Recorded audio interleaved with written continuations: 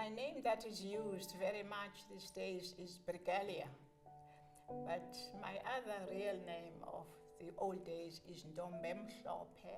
You remember that I belong to that generation that had to have what was called Christian name. That's why I have an unusual name, Brigalia. Yes, and my surname is Bam, which is also a name of someone of the Eastern Cape. The surname sounds very strange, but what is most important about me is that I am a Pondomise, and my clan name, which is very important for all forms of identity, is Mkiwa and Ngasana. That really is my roots. We met, you will not believe, in 1954 in Alexandra Township, where she grew up. That was a home, and the parents were there. And I met her actually through her sisters. Coming from a family of many sisters at the time, I think there were 5 of them. Now, later in life, they all became professionals. And she was the youngest of this group of sisters.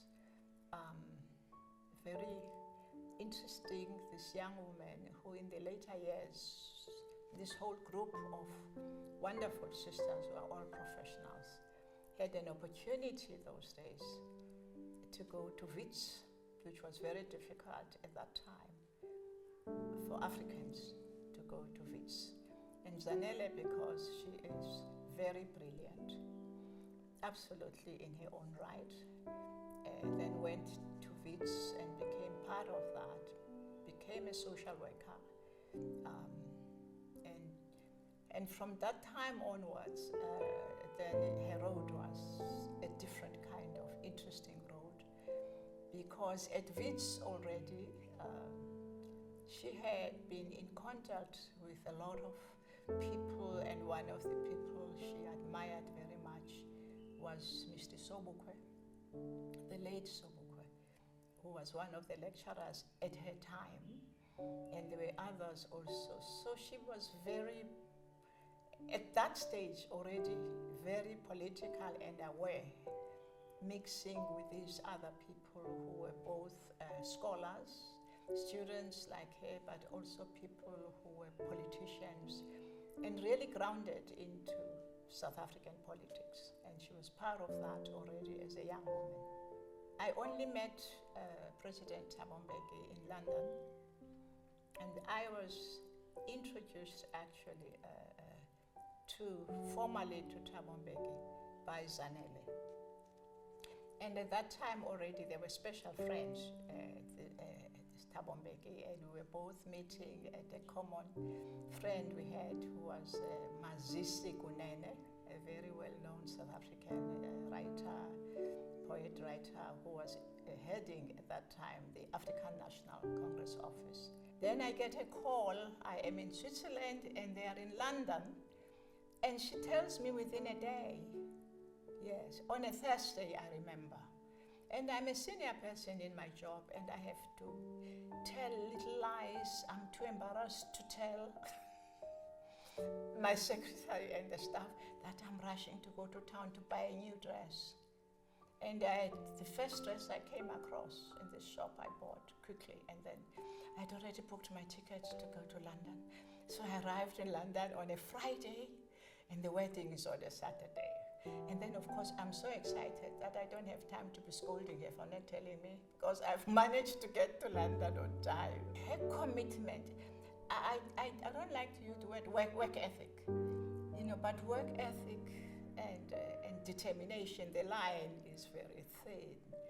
When she starts to do any project, she amazes. She says less about it, and she commits to it. Hours of her work, with a lot of sensitivity on people and peace. And her type of, what I call her type of feminism, is also very interesting. She tells you that it is impossible for women to be able to think about themselves and their image and affirmation of self when they are hungry and poor. And so you can't be talking to someone and telling her how important it is that she should vote, which is my experience, and be telling her important that she has to fight for a position and recognition in a male society, when in fact she doesn't have food. And so her approach for years, for years and years of this road of her life into the feminism area, and that's where she has remained, anchoring strongly. And one of the things she said when we were excited about the number of women South Africa sent to parliament, and I'm very excited about this, and then we talk later about the developments that have happened in our country, and she says to me, you know, the poorest people, are you aware, as South Africans, after 30 years of our democracy, over the years of the work you have done and your commitment to peace and your commitment to people is amazing, the love of humanity. And I know one of the things you have done, I never forget, is the role you played in the DRC, the Congo, that we are talking about today. That you were able to bring the women of Congo, you brought them to South Africa, as you've just done now of bringing women of the African continent for the first time in our history.